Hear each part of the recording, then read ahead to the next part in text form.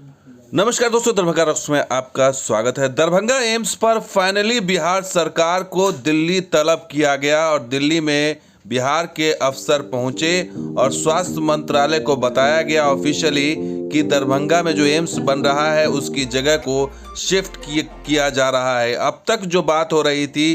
वो नीतीश कुमार के स्तर पर हो रही थी, स्टेट लेवल पर हो रही थी, लेकिन पहली बार बिहार के जो स्वास्थ्य मंत्रालय की तरफ से जो है पहली बार प्रत्यय अमृत गए थे और केंद्रीय स्वास्थ्य जो सचिव हैं उनसे बातचीत की और उन्हें पूरा ब्रीफ किया है एम्स बनने के फ़ायदे और जो नई जगह है वो बताएं केंद्र सरकार को कि उसके क्या फ़ायदे हैं। बिहार सरकार ने दरभंगा एम्स के लिए प्रस्तावित ज़मीन की विधिवत जानकारी केंद्र सरकार को दे दी है और दरभंगा एम्स के लिए प्रस्तावित ज़मीन का ब्यौरा भी दिया है और बताया है कि नई ज़मीन से क्या फ़ायदा है, कैसे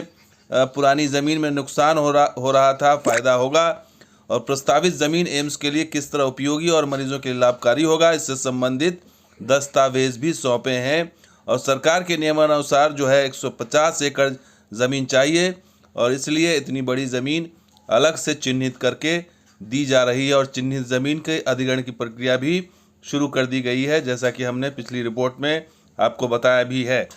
इसके अलावा आपको बता दें कि जो बताया गया दिल्ली में स्वास्थ्य सचिव को कि इलाके का विकास का रास्ता भी खुलेगा और ये जो जहां प्रस्तावित ज़मीन दी जा रही है वो आमस दरभंगा 4 लेन से महज 5 किलोमीटर की दूरी पर स्थित है। तो पहली बार ऑफिशियली दिल्ली में स्वास्थ्य मंत्रालय को ये जानकारी दी गई है। हालांकि नीतीश कुमार या तेजस्वी यादव अपने स्तर पर तो नहीं गए, लेकिन जो कैबिनेट की मीटिंग हुई आज, उस कैबिनेट की मीटिंग में इसका कोई जिक्र नहीं था, इसका कोई प्रस्ताव नहीं आया और इससे ये पता चल रहा है कि जो 3 महीने का जो टारगेट लिया गया है और बताया गया कि 3 महीने के अंदर ज़मीन अधिग्रहण करके हैंडओवर कर दिया जाएगा, तो ये जल्दबाजी अगर होती तो इस कैबिनेट मीटिंग में ज़रूर दिखाई देती। लेकिन बिहार सरकार की तरफ से जो दिखाया जा रहा है कुछ और हो कुछ और रहा है और यही स्थिति अभी तक दिखला रही है कि ज़मीन पर जो है हीला हवाली चल रही है और अभी भी जो है वो सिर्फ खाना पूर्ति चल रही है। लेकिन अब जो 3 महीने का टारगेट दिया गया है, क्या उसमें वाकई अधिग्रहण हो जाएगा?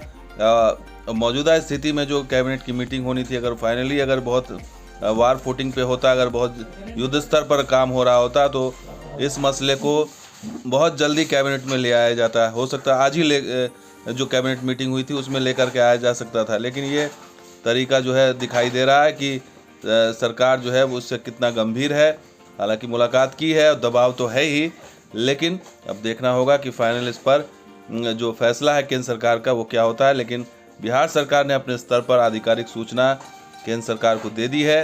और अब देखना होगा। और जो पीछे पर्दे के पीछे जो खेल हो रहा है वो नीतीश कुमार कर रहे हैं और जो मुलाकात के लिए वो अधिकारी को आगे कर दे रहे हैं, तो ये चीज़ भी देखी जा रही है इस मसले पर, क्योंकि अब इस मसले पर जो है वो मामला जो है वो इतना फंस चुका है क्योंकि अब ये फेस सेविंग का मामला हो गया और नीतीश कुमार के पास अब ऐसा कोई चेहरा नहीं है जिससे वो दिखाया जा सके, क्योंकि वो अब पूरी तरह से बैकफुट पर नजर आ रहे हैं। तो दोस्तों, ये वीडियो कैसा लगा जरूर लाइक कीजिए, शेयर कीजिए, सब्सक्राइब कीजिए। कुछ और वीडियो के साथ हाजिर होंगे। अब देखते हैं दरभंगा रॉक्स। शुक्रिया, धन्यवाद। जय हिंद, जय बिहार, जय मतलब।